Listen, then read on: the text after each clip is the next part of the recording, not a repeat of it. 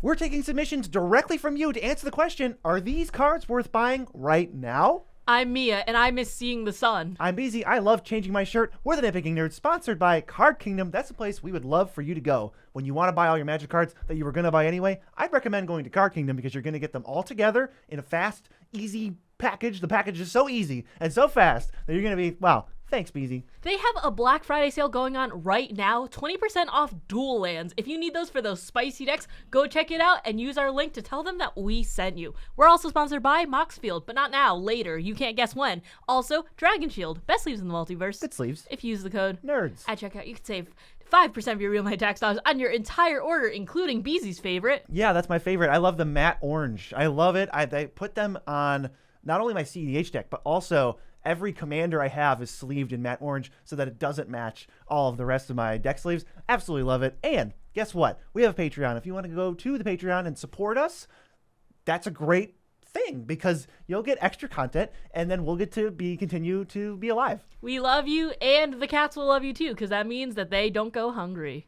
We're also sponsored by Pinfinity. Pinfinity is the leader in augmented reality enhanced pins. These combine traditional high-quality pins with modern technology. With a free app on your phone, you can actually give these pins animation and sound. And these are high-quality collectibles. They're substantial. They're not just going to fall off of your backpack or wherever you put it. And they're a really cool way to show the love for whatever fandom, in this case, Magic for us. You can also suggest new pins that you want to see. Use hashtag Pinfinity or at PinfinityAR on social media everywhere. If you want to support the channel and get some cool pins at the same time, you can save 15% if you use the link in our description. So we're going to be looking at cards submitted by you guys that you wanted to know if they're worth buying right now. So we're going to go through. We got 20 of them. We're going to tell you if we think personally they are worth buying right now. I guess this is also assuming, you have the money for them because Magic cards are not the highest priority in the entire world. But on this channel, they are. What's the first one? The first one is Berserk. This is $10 from the new Secret Lair Wolverine or $25 for the other printing. Green for an instant. Cast a spell only before the combat step. Target creature gains trample and gets +X/+0 until end of turn where X is its power. At the beginning of the next end step, destroy that creature if it attacked this turn. I think this is serviceable, but I feel like when you say this card is $25 or even $10, there's a certain bar it needs to reach. And I don't think that this is really falling into it, for me at least. I don't love things that are just like one-time use combat step, tricks, or even this is before combat step. And especially, I don't think that this is like game winning. And when it's like $10 or above, I usually want it to be like really good protection or like almost game winning. Yeah, I mean, you could, it is a combat trick because you just have to cast it before combat damage. So you can attack it, you can cast it after you attack, after they block or whatever, just as long as it's before damage. I think this card's really cool because I love the utility of using it on someone else's creature and then destroying it. So if this works out for you, it's really, really good because someone will attack a different opponent with a large creature. You'll double the damage that other person takes, then the creature will die. So if that all goes right for you, this card's insane. But how often is that going to happen? The creature has to have attacked, so it's not like you can just assume that will always work in your favor. I guess there are some times where they could even attack you, you chump block, pump it if it doesn't have trample with Berserk, and then it will still die. I just think we're getting into niche territory. I think, for gold decks, this is probably pretty cool. Mono green, maybe, but we're also talking you have to spend 10 minimum on this thing, and we have to assume it's the Wolverine printing because 25, I don't think you should go anywhere near this. $10, maybe try to trade for it. Yeah, I think that this is a very cool card. Don't get me wrong. This is very awesome and very niche. And if you want to keep all of your Wolverine cards together, I completely understand. It could go very well in there. Or if you just, you have fond memories of this card, for instance, I could see why people would play it. However, you also have to remember that it is one of the 99. And are there better cards for that 99? I hesitate to think of this as a removal spell because it's so niche in that regard. So I have to think of it as a combat trick.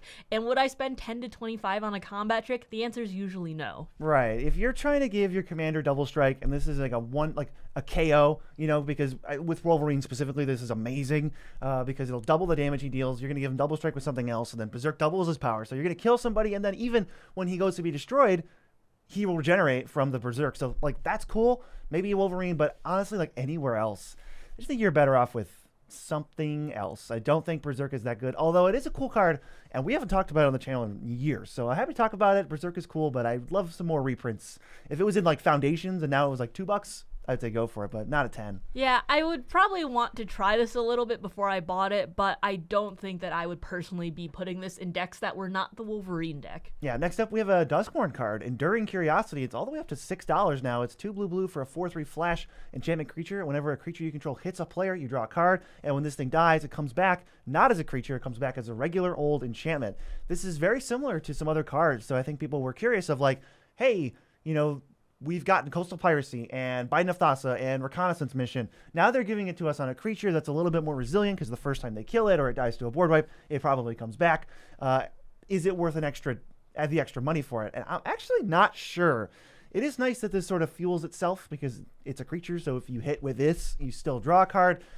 But the alternatives, Reconnaissance Mission is like $1, maybe less. Coastal Piracy is not much more expensive. Biden is maybe $2. What do you think? I am excited to see how this card plays out. I haven't seen it enough to give you a definitive answer because $6 is a fair amount for this, but I do love the fact that it is a creature, so it can play into its own strategy of if it hits you, you can draw a card. I love the fact that it's flash, so you can sneak up on your opponents with it, and if you can like blink it or if it dies and it comes back as an enchantment, it's very, very resilient in that way. So I don't play blue enough to know, but if I saw this in like a blue-white tokens type or like a flyer type deck, I wouldn't be surprised or shocked, or I wouldn't say that I wouldn't play it. I think my big deal is, would I pay the money for it? This one's tricky. I'm leaning towards no. If you have no budget and you're only focused on 100% maxing out the power of your decks, I think you could probably cut like Coastal Piracy for Enduring Curiosity. But if you have any sort of like budgetary restriction or you don't pick up cards that often, I really think you can skip this one. Just play Reconnaissance Mission and Biden of Thassa instead, and it's going to be very, very similar, especially since, Enduring Curiosity does come back when it dies, but it's also way more vulnerable as a creature. So it's more likely to die, and then when it comes back, you just get the thing that you would have had anyway. Enchantments are a little bit harder to remove. I'd say skip this for now and just play the other cheaper versions. Yeah, honestly, I think that if there was no budget, I would pick this up. And even if it went down to like $3 or $4, I could consider it. $6 is just a big chunk, though. And as BZ mentioned, it is a little bit more vulnerable as a creature, but it has a little bit of extra synergy, too. I'd say wait until it drops a little bit, at least for me. Yeah, I think so, too. Next up, it's a card. I feel like I'm being gaslit with this card. I don't know.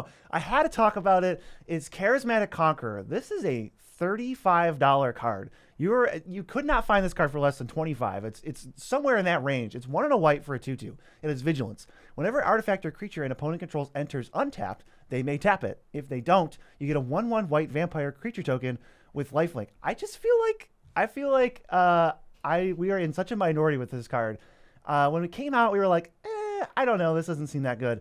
And now after seeing it and looking at decks that it was in, I think this card is such a scam. I hate this card. $35. As I mentioned earlier, it's that point of like, what would I rather pay for this? And $35 is where Fierce Guardianship is floating at right now for price. So I'm thinking like, is this good enough to compete with that? And the times I've played it and also the times I've played against it, the answer is usually no. I hate the fact that when people are I hate giving my opponents a choice. I think that's very understandable because if you give your opponents the choice, they will always do the thing that is worse for you, understandably. So if they don't need their mana right now, say they get a flood of treasures from Smothering Tithe and they don't need it right now, they'll just go, okay, it's tapped, and then you just have a 2/2 with Vigilance on the field. And then if you don't, they're like, okay, you can have a couple, white vampires because I have this giant trample hasty creature.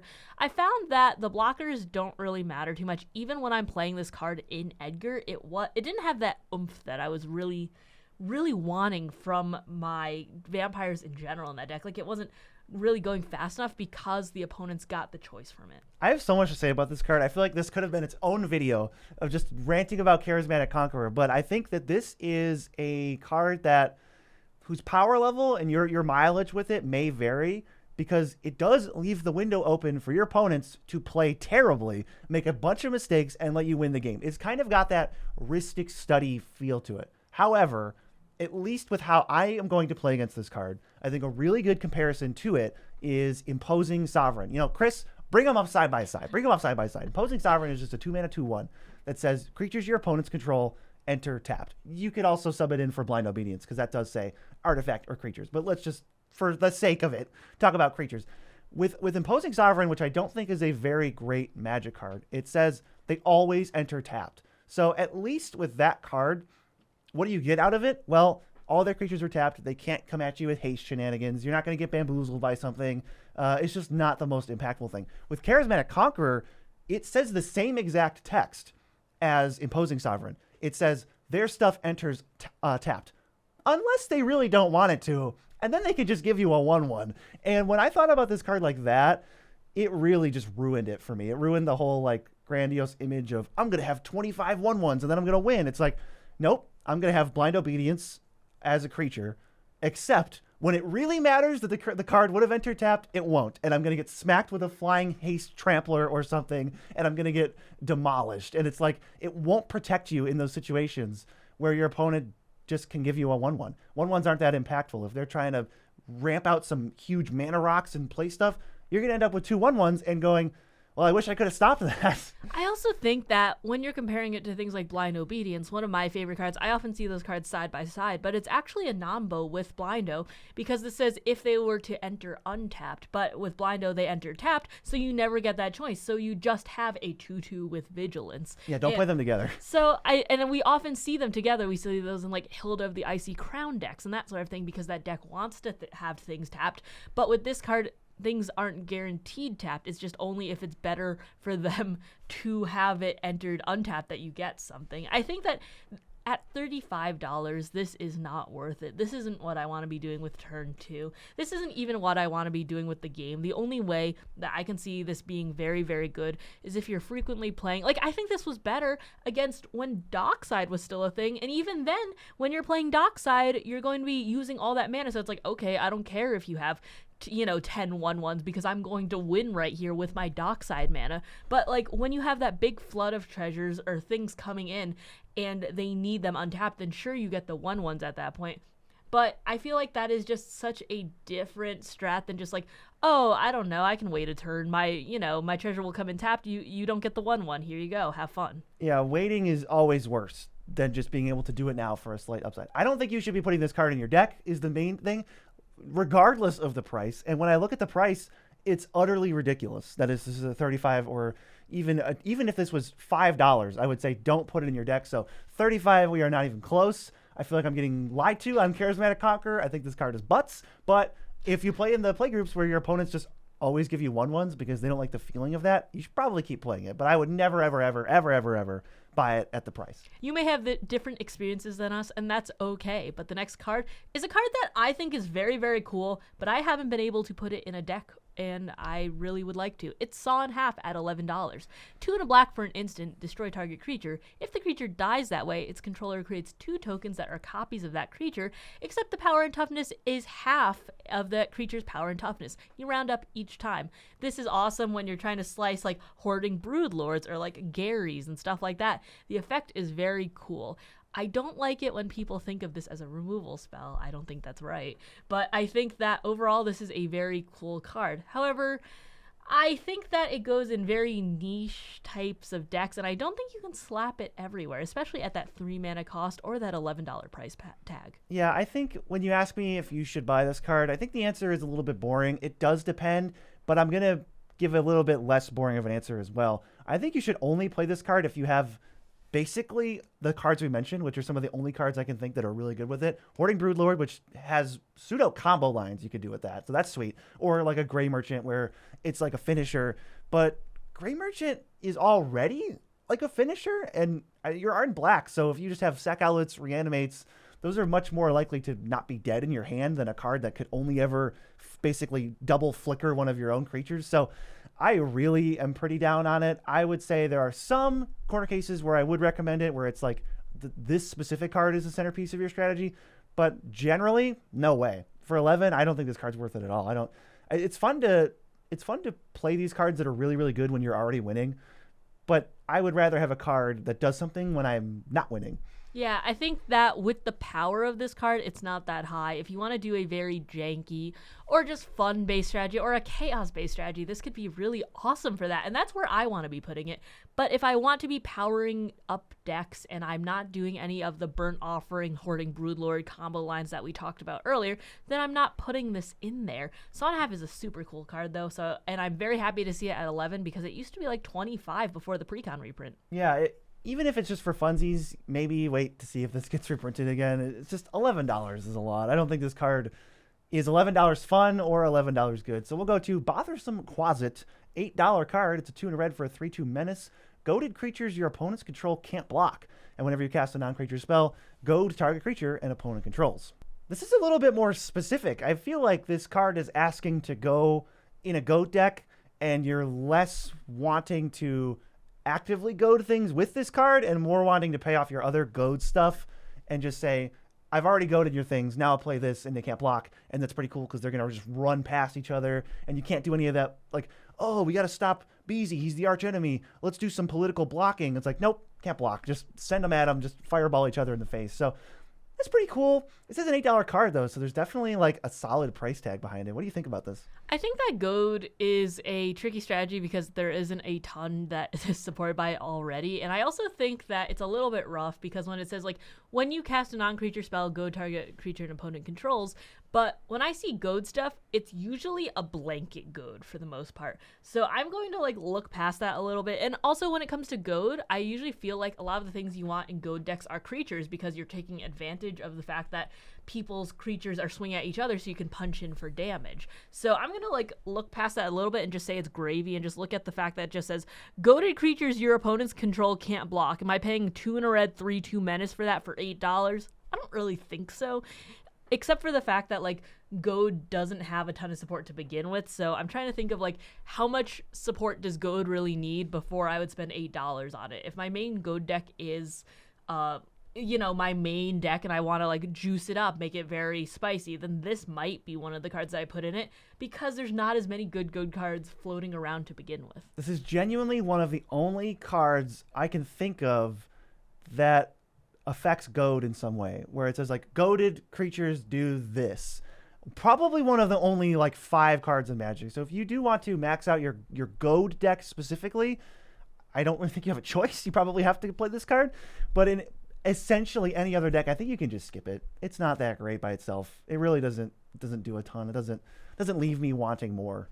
Yeah, I think so too. But Moxfield does leave me wanting nothing because it's perfect. It's amazing. You can build your decks on it. You could tag your stuff however you want. You can look at our decks. Any deck that we have either retired or are playing right now, you can look and it says Mia's current deck or Beezy's current deck or retired or whatever. You can search it in their search bar. Yeah, even if you just pull up our profile, you can search for like Carador, and then all of my 78,000 Carador decks will pop up and you can click them at your own leisure. And sadly, you can't see the orange dragon shields I put on them. That's for if you play in the person. But Moxfield, fantastic web resource. WeSource online, please. WeSource. It's our favorite WeSource. You got to use Moxfield. And we're going to go to our next card, which is Cyclonic Rift at $35. Fun fact, same price as Charismatic Conqueror. 1 in a blue for an instant. Return target non-land permanent you don't control to its owner's hand. Overload. 6 and a blue.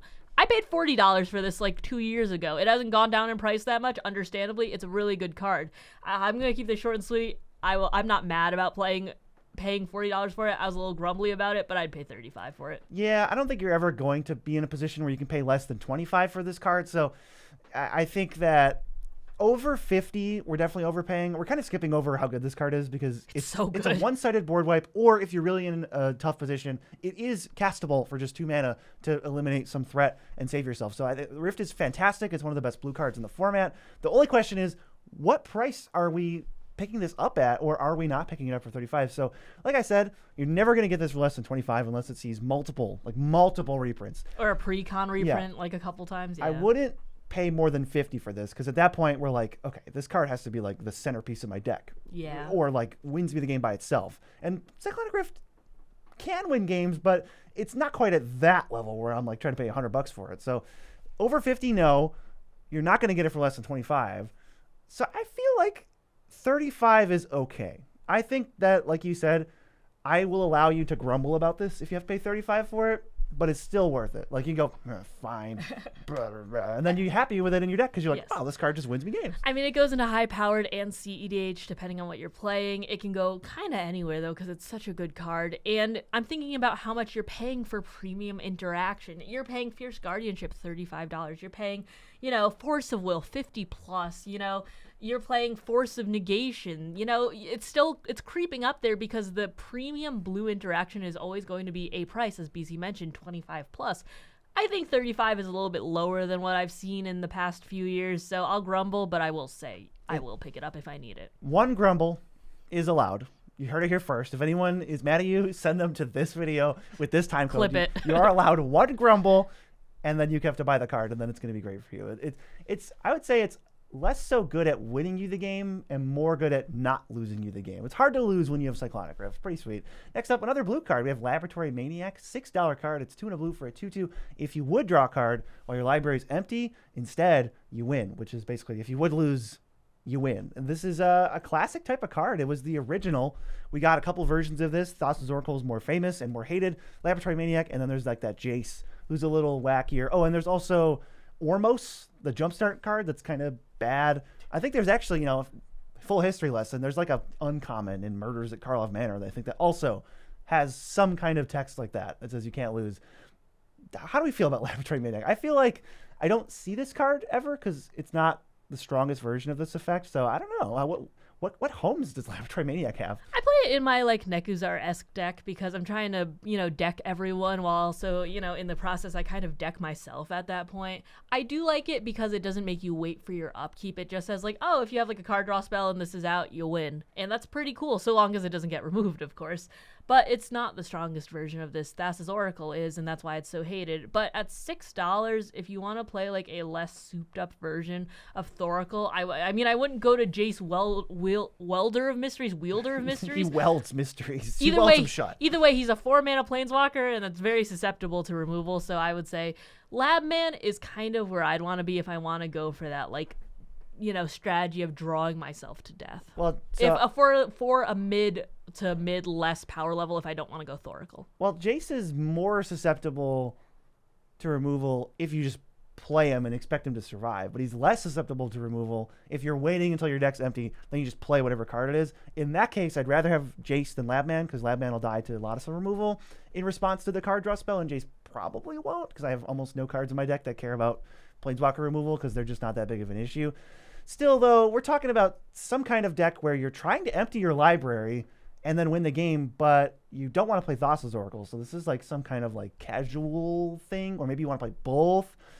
I don't think you need to spend $6 on this. It's hard to tell what we're even talking about. I don't know where this card would see play now. Yeah, I think that if you are trying to empty your own library, or this is a contingency plan for a lot of the card draw decks, that you end up emptying your entire library by mistake, then you need a couple of them. And if it's pretty casual and you're not playing Spicy Thoracle, I would say I would put this in. I think $6 is fine for a win con. I think maybe it depends.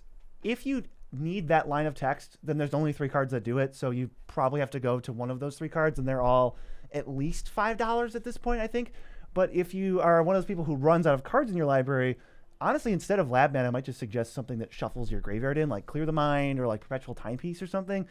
That would save you $6, and they would probably have a similar effect. Are people putting this in when they just run out of cards? I would definitely maybe. I would definitely recommend shuffling in your library instead. But I think that if you're going for the card draw strategy, you might need this. You might have to put it in for $6. So I would say maybe, but it's a valid win con. I'll say no unless it's literally your win con. If you're one of those people who runs out of cards, I just wouldn't bother. Next up, Scorched Ruins, $38 land that I don't know if we've ever talked about in the history of ever. It's if Scorched Ruins would enter, sacrifice 2 untapped lands instead. If you do, you put it on the battlefield. If you don't, you put it into your graveyard. So you can't play this. And it taps for 4 colorless, by the way. So you can't just play this, tap it for 4 mana, and then sacrifice it. That's not how it works. They thought of everything.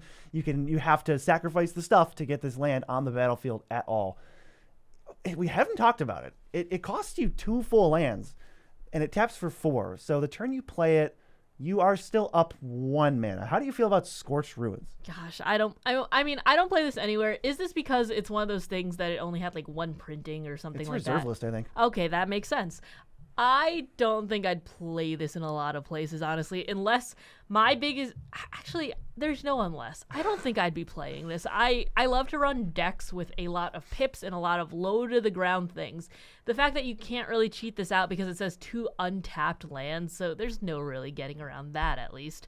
And it just says would enter. It's not even like if you play it from your hand or something. It's just like even if you could grab it from your graveyard or something like that, or find it from your library, you still have to do that. That's really rough in my opinion. And I'm trying to think, like, would I play this in Uro or something? You know, something that's like perpetually like getting lands back from the graveyard. I still think the answer is no. I think that colorless really hurts me, even if you do have that big upside of a chunk of it. Yeah, I think there are decks that this looks appealing in if you can untap the land, like you're kind of going off. Heavy colorless decks where you don't really care that you're sacrificing most likely lands that tap for colors to make colorless. Maybe these land decks where you're just trying to play Splendid Reclamation anyway.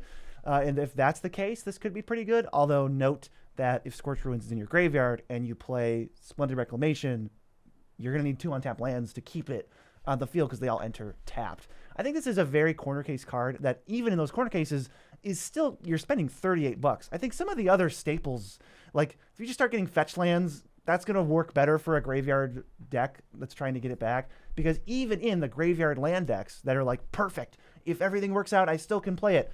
There's still going to be games where you have it in your opening hand and it's totally dead. Honestly, I forgot we were even talking about price. I was debating to myself whether I should be playing this card at any deck at all. Like I forgot that it was $40. Yeah, if I found this in my collection, should I play it? I don't want to pay $40 for the 38. Sorry, but like 40? Ugh.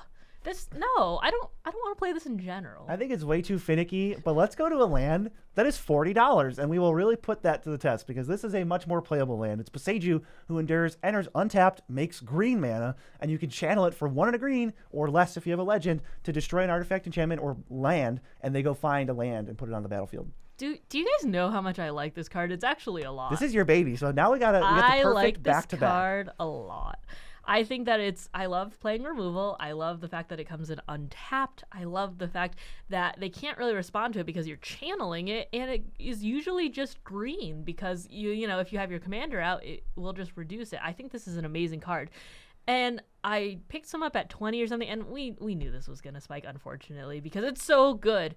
And I need one for a deck right now. I've been putting it off because $40 is a lot, and I'm still grumbling about it. I feel like the answer to this is the same as Psych Rift. I'm going to grumble, especially if it's my first copy or I'm trying to soup up like a big, you know, expensive or powerful deck. If it's my first copy and like I'm grumbling, I'm like, I guess I have to get it, but it's that good. It really, really is that good. You know, I might piggyback on that a little bit. I think the more copies of Boseiju you have, the less you need. If you don't have one and you're trying to max out a deck, this card really does add like percentage points to the power level of your deck. It gives you more instant speed interaction, like you said. There's not too many ways to meaningfully respond to this when you're discarding a land. You're not casting a spell. It's like it's a colorless land. It's really weird. It basically gets around a lot of the normal stuff. I think you can even channel lands through like a Grand Abolisher. So there's definitely upsides. I also think if your deck is the type of deck that will like draw you lands, you know, if you've got like Satyr Wayfinders or like Grizzly Salvages, this card goes up even more, because now when you would have hit a dead land off your mulch, you're hitting a spell-like effect. Super sick card. Also, you can just cut a forest for it. Enters untapped. It makes green. Like, what? It helps color fix you. It's not a colorless utility land.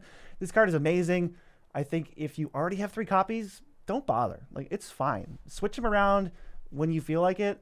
But you know, we're talking percentage points here. But if you are trying to build a very powerful deck and you want to make that deck as good as you can, I think you need Boseiju for it if it's green. I mean, it's just a really good card. It's just, it finds homes in every deck, especially if it is that higher power and you want to bump it up to the next level. I think this is one of the necessary lands that you need it, especially if you can get lands back from the graveyard to hand or something, or you can bounce lands or something. You play it as a land when you need it for mana, bounce it back to your hand, you know, like the MDFCs and stuff. Yeah. It just has like a less counterable, less interactable MDFC type feel, and we love having that modality on the channel. Really is like the ultimate MDFC. We don't make that comparison enough, Probably because I say the word MDFC too much on this Yes, channel already. that is and, true. People would just start tuning out. It would all sound the same. Next up, a removal spell. What do we got? We have Bitter Triumph at $3.50. 1 and a black for an instant. As an additional cost to cast a spell, you discard a card or pay 3 life. Destroy target creature or planeswalker. We don't usually like these types of effects on here just because creature or planeswalker is a little bit narrow. Usually planeswalkers aren't the biggest deal, so when you cross that out, it's just destroy target creature, and then you have to pay 3 life or you have to discard a card. Maybe you can find some synergy in this if you're playing like an Anya Madness deck or something like that, or you want to pitch things directly into the graveyard. I do like the fact that it is a cheap cost for it at least, and it is at instant speed, so that's pretty good. But I think that this is not worth $3.50. I feel like I'm not gonna say scraping the bottom of the barrel, but I feel like I'm kind of like in the middle of like removal at this point, where the top tier ones are like Snuff Out and stuff, and that's like fully top tier, and then the bottom ones we're looking at like very overcosted things, and this is just fine. Yeah, I don't think that we're really the biggest fans of 2 mana destroy a creature anyway, and if you're gonna go for that rate, I think Infernal Grasp is like way cheaper than this. Let me check that. Yeah, Infernal Grasp is $1. I would rather play that if money was an issue. Like, you just save $2.50 for it, or you might just have one laying around versus having to go pick this up. I think it's mostly expensive because of like Standard and those types of formats where it's pretty decent. I already don't like 2 mana destroy a creature. This comes with downside. If your deck can turn discard a card into upside, that's where I would switch, and I would say, okay, maybe this is worth playing. Even so, you've got a ton of ridiculous competition. Snuff Out, Deadly Relic, Lethal Scheme, Soul Shatter. Like, I'm still playing all 4 of those over this. So even like the discard decks, and this is like maybe the next one after that. So I think you can just forget this card exists and you'll probably be fine. Yeah, I'll also lean towards no. But the next card is a card I'm surprised to see at $30. It's Doubling Season. 4 and a green for an enchantment. If an effect would create 1 or more tokens under your control, creates twice that many instead. And if it would put 1 or more counters on a permanent you control, put twice that many instead. Note, just for people playing poison, this does not work with poison. It does not work with poison, but it does work with planeswalkers, and that's one of the only places I would recommend this. However, it's an interesting talk about Doubling Season because this was $50, $60, $80 over the past. $90 at its top. Yeah, over the past couple of years, this thing has been ridiculous. So now it's the cheapest it's been in years.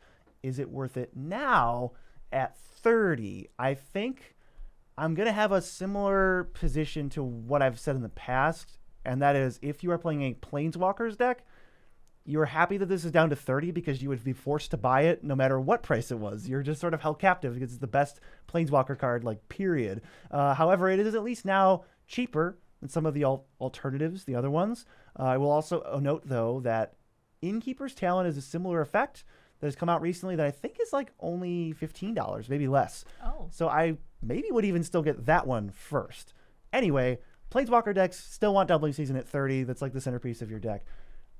My other gripe with Doubling Season in the past has been, regardless of price, I don't think I would play this card in a +1/+1 counters or token deck. I just don't think I would. I think 5 mana starts to feel a little bit clunky. There's a lot of times where you have to play this and pass, or you can't play it until turn 7, and then you get like a decent little follow-up. And obviously, it's still a lightning rod after that. So I've never been the biggest fan of Doubling Season. I think if you're not Planeswalkers, you can skip it for $30. What do you think? I think it's definitely overcosted. I think that usually when players play this in their decks, if they're not Planeswalkers, they're only playing 1/2 of this effect. And I think that for that type of effect, you can usually find it elsewhere. I also don't love the fact that it's like, as you mentioned, you usually have to play it and pass if it's turn 5. You have to wait till it's turn 7. Or it just like doesn't, because of the half and half, it doesn't always just synergize to that part of your deck. So it feels a little bit dead in hand at a certain point. So I would say I don't think you should be playing it unless you were a Planeswalker deck. If it went down to, I don't know, 10, 15, I might have a different thought. Yeah, because then it's a less of a sting to have to buy it. Like, I would hate for someone to buy this card only for it to not play that well. So that's what I worry about for you guys. I hope that if you were going to pick it up, you're happy that it's half the price now. That's super cool.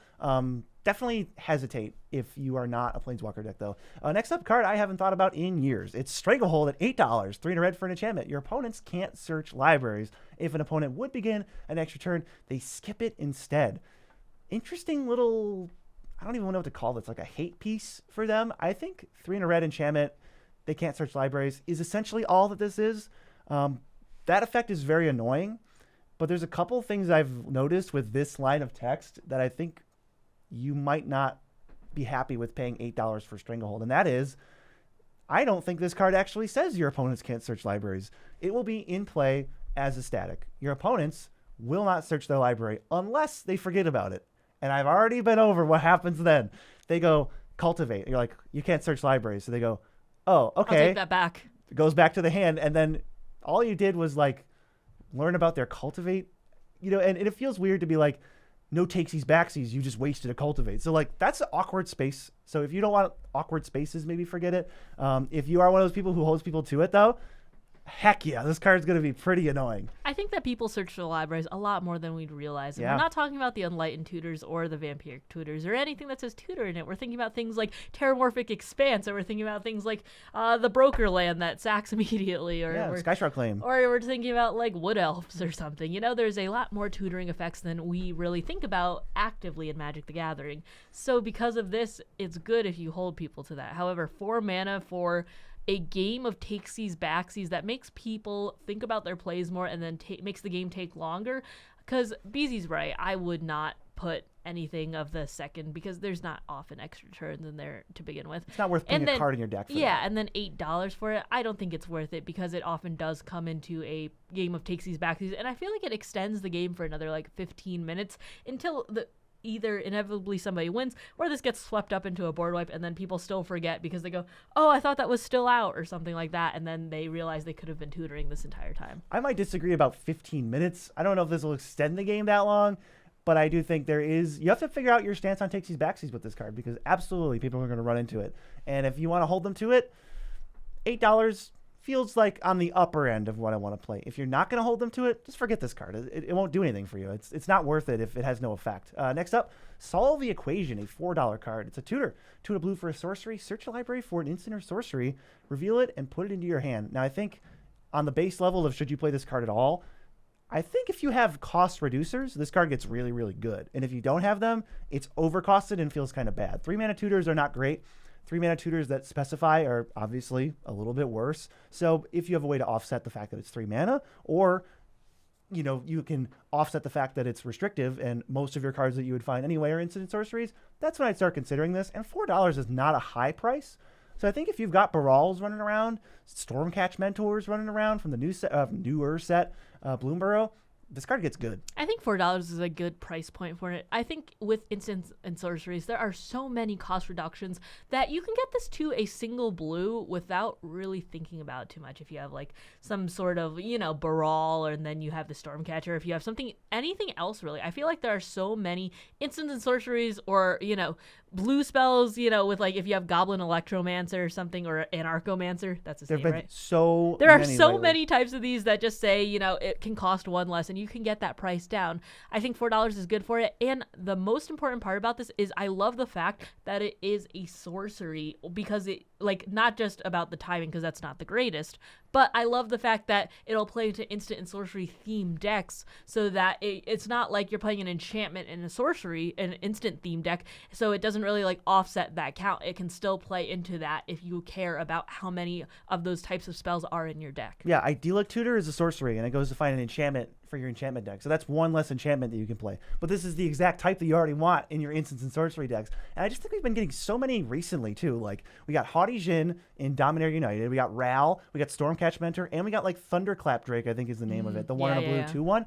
Those are all like really recent. So just get those all in your deck. Play Solve the Equation. Also Wizards of Thay. Yeah, pretty good one. That's a good one. Play all those cards. Play Solve the Equation. It'll be absolutely bonkers for you. And assuming you just have, let's say, one of those in play, it won't be bonkers for you, but you'll be able to find a board wipe or find a way to press advantage or find card advantage, and it won't be that prohibitive. 1 in a blue tutor is very good. Plus, they have the really cute little like Extra Life one that just came out too. That is my favorite printing of that. Yeah, definitely pick that up for your instant spells deck. I actually have a Balmor deck, and I kind of was reminded of from this video that card existed. I should probably play that. Yeah, you definitely should play the new one that we have. But the next one is a set of cards that I really like. It's the Verge Lands. $4 to $13 depending on which color combo you get. And it's a land that can tap to add 1 color or tap to add a different color, but only if you have the X or Y types of lands that it specifies. These are untapped, which is amazing. These are pseudo duels. You can't fetch them, but you can unlock them if you have that. And I love the fact that it says when it says activate if you control X or Y, it doesn't say a basic X or Y. So if you have some sort of triumph or something, it'll still unlock that second mode. These lands have played great for us. We got a lot of them when Dustborn came out. We put them in every deck that we could just to try out so that we would draw them more often and play them. And we haven't cut them from anything. I think they're some of the better dual lands you can get. And I don't think, obviously $4 is a steal. That's for the green-white one. And it goes all the way up to 13 for the blue-black one. I still don't think that's a bad price for these. I think they're very, very strong. I'm happy to play them. They're in the top 10 dual lands. I think if you're a 2-color deck, there's no power level of a 2-color deck where you're not playing, blue-black Verge. So definitely get them on a power basis.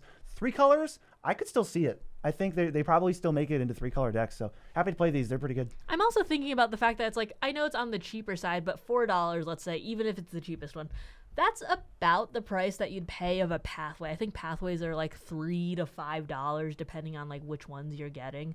But this is better than a pathway because you will always have both of those modes. Agreed. And it will always tap for at least one color. So this is strictly better pathway because you'll always get at least that top mode for color. So I think that these are some of the best duels to ever come out. I'd say it might even be top 5. Some of the maybe best 6. Some of the best non-typed duels. How about that? Yeah, that's good. I'm just saying in general that these are really good cards, and I don't think you'll really regret picking them up from $4 to $13, especially if you're on the lower end of that. All right, next up we got an enchantment. We got a couple enchantments this episode. Greater Good, $5 now. 2 green for an enchantment. You sacrifice a creature, draw cards equal to its power, then discard 3 cards. So if you could scale up the power of your creatures, you only ever discard 3, meaning this is a way to fill your graveyard like nobody's business by discarding 3 each time and draw a bunch of cards and profit while also having a free sack outlet. And even on 3-power creatures, that's the magic number you have to hit. If you have a lot of 3-power creatures in your deck, this will always at least break even.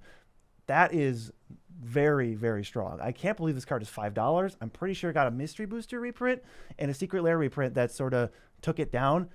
This is unbelievably worth $5. This card is fantastic. It's one of the best green card draw cards. This card is sick. I play this in Selvala. I play this in Uro. I splurged for it in Uro because it's a $100 deck, and I still put this in there. It's that good. Like, sacrificing a Galta to this has never felt so good. This is amazing.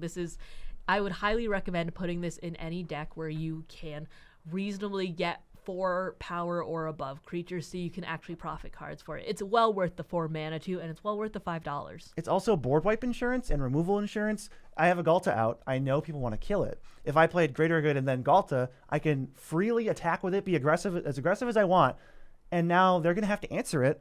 And as soon as they do that, I'm going to draw 12 cards and then discard 3 cards that maybe I even wanted in the graveyard because you get to choose. It's not like it's discard 3 at random. I'm going to discard Life from the Loam and 2 lands or something and then get them back. It's just, this card does a lot. I had this card in like a jankier deck because I like the card. I think it's fun.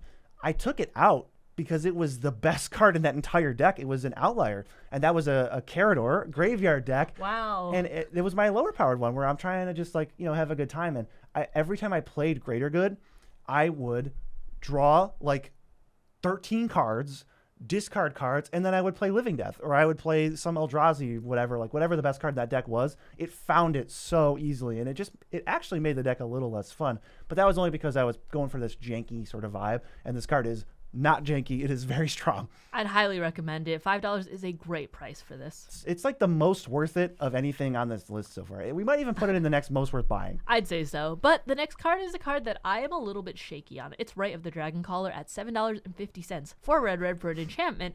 Whenever you cast an instant or sorcery spell, you create a 5/5 red dragon creature token with flying.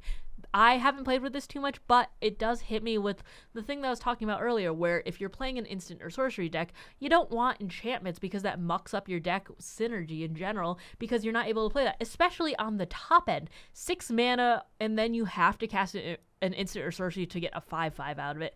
I don't think I'd be playing this in my spellslinging decks. So whether or not you would play this in a spellslinger deck, this card is terrible until you get 2 dragons. It's not like once you get the first one, you're okay with that. 4 red for a 5/5 is terrible. So in a 4-player game, so you're gonna need to get like 2 or 3 or 4 for it to be worth it. And I'm still questioning that because, obviously paying off instant sorceries requires not instants and sorceries most of the time. So you're going to have cards in your deck like Baral, and you're going to have cards in your deck like, Thousand Year Storm is sort of in this sort of range.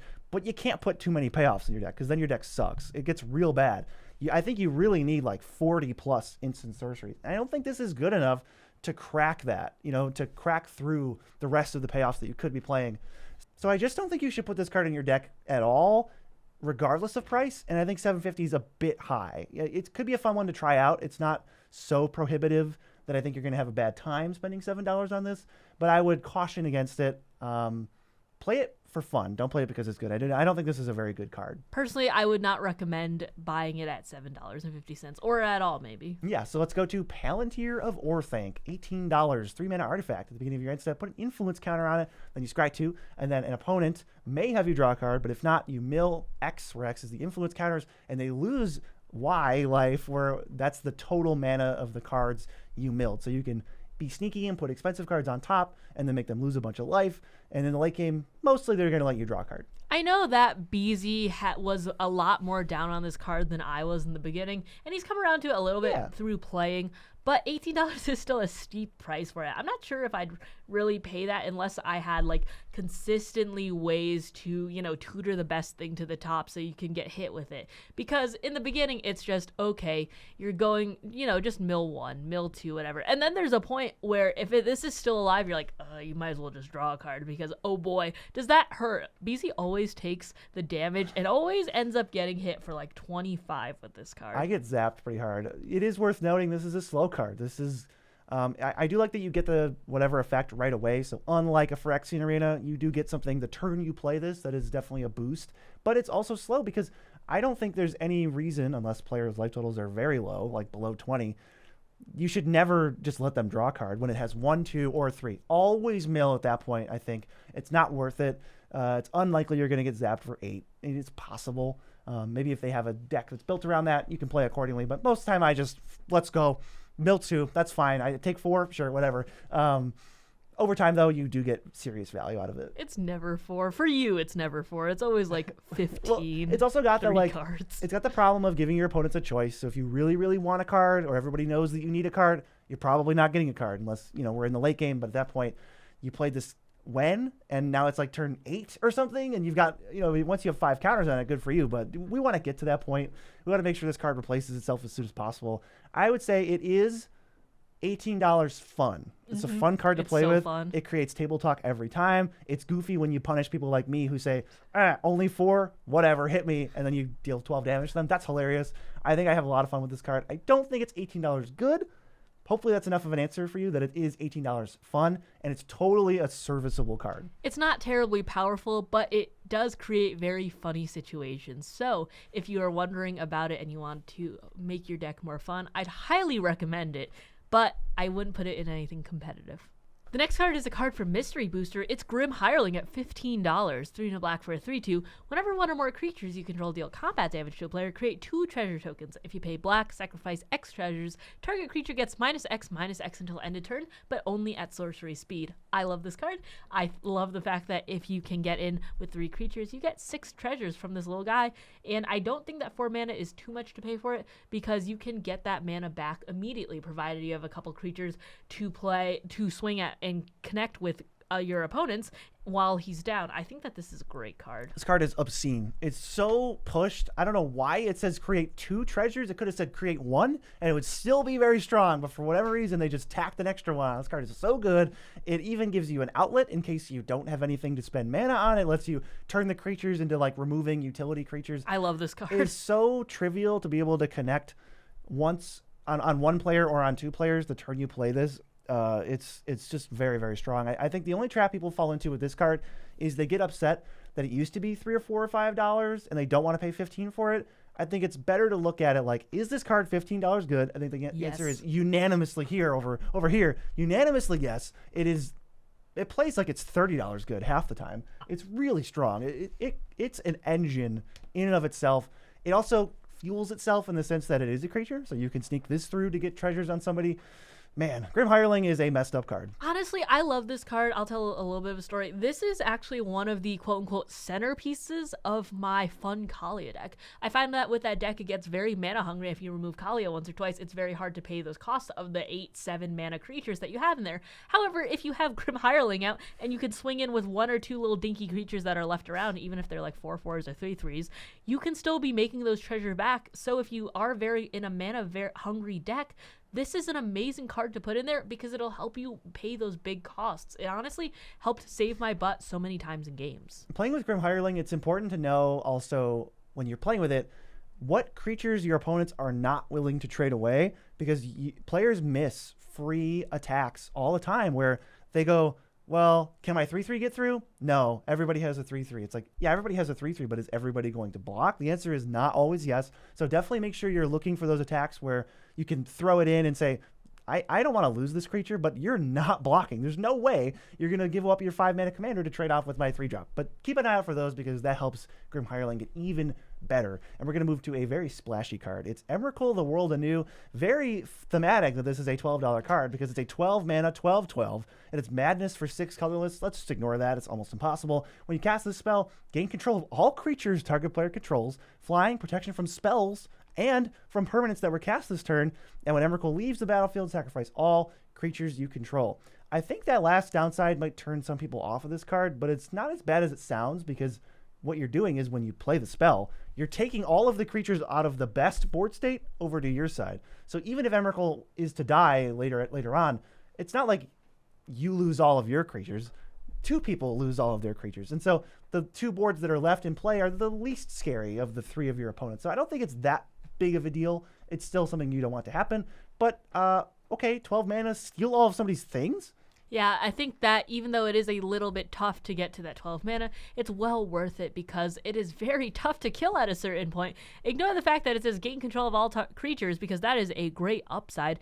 It's very hard to kill. It's just spells and permanents that were cast this turn. So even if you had something that landed and it's like, ooh, you can flicker it or you can, make it leave or exile it, whatever, you still have to wait and then they can do stuff in the meantime. I think that really throws a wrench in so many plans. Yeah, Emrakul is a very strong card, and while it is not the strongest of the Eldrazi, I think it's perfect. This card settled around $12 because there was like this hole for Eldrazi players, I feel like, because you kind of don't want to play the big top-end Eldrazi sometimes because they're like $80 a piece, first of all, and second of all, they're not very fun. So, but you also don't necessarily just want to play like, Breaker of Armies and Bane of Balagad because they're like not that strong and they're kind of clunky and not necessarily worth 7 to 10 mana. This is perfect. We get a really strong, powerful, flashy Eldrazi with a cool cast trigger that can dominate the game, but doesn't ruin everyone's play experience, and is strong and is only $12. I think that's really cool. Like, sorry if you're the person who gets Emrakul. It's probably not the most fun, but that's pretty close to a board wipe at that point. I don't know. It feels like about the same. Eldrazi are going to mess you up. Even Breaker of Armies and Bane of Balagad are a little stinky, but that's what you get when you sign up for it. At least you're not sacrificing 4 lands. Emrakul, you're really cool. I would pay $12 for you. Next is a land. It's Phyrexian Tower at $20. Tap to add colorless or tap to sack a creature, add black. This has so much utility. This saves things from getting exiled. This turns your little tokens that you make into 2 mana each, which is amazing. This is a great card, and to see it at $20 makes me wish it would stay at $20. This is one of the best lands in the format. I don't think this card is played enough, even though obviously it sees a ton of play. It's very, very strong. I think it's almost a free roll to play this in any 1 or 2 color deck. I have this in 3 color decks. I have this in 3 color decks. And also, I think another thing people don't realize is you do not need to be a sacrifice deck to just put this card in your deck. Like, the downside is almost nothing. It's an untapped colorless land. And if you're not super starved for colors every single turn of the game, you can afford to play this. And then every once in a while, you got a token, your commander makes a token, whatever, make 2 mana for nothing. It's so strong. This is a $50 card. I would pay $50 for this if I'm trying to max out my deck because there's not too many lands that just say tap, make 2 mana. without any other real cost. If you're a sacrifice deck, this is obviously a slam dunk. This is such a good card. $20, what a steal. It's so good. I have this in Edgar because you're just making stuff left and right. And then, you can turn those disposable dummies into 2 mana. That's amazing. I don't care about them. I care about powering things out way faster than everyone else. And that's what makes it worth it. Yeah, I've had the higher power Queen Marchesa deck for a while. It's a 3-color deck. I think the deck has like 18 creatures in it, so not that many. Play Phyrexian Tower, it's amazing every time. It's still bonkers. And that deck is one of the least decks I have that's equipped. One of the least equipped decks I have that could play it. It's still great. Honestly, there's so many things that you can sack to this too. Someone generous gifts you or whatever. It doesn't matter. You get the 3/3, you throw it away. You get 2 mana instead. There are a lot of times where you are actually getting creatures. Benevolent Offering if people play that. Stuff like that where you have these disposable creatures where BZ is right. Where even if your deck doesn't have that many creatures to play, you can usually still find something that you would rather trade 2 mana for than the body you have on the field. Also, any turn you would have cast a board wipe, just sack something. It doesn't matter. So that's just perfect. Phyrexian Tower has so many homes. Please play it if you're not playing it. It is very, very strong. Also, another one of the most worth cards that we have on this list. If you want to know more cards on our opinion on those cards, we are going to tell you if these cards are worth buying right now as well.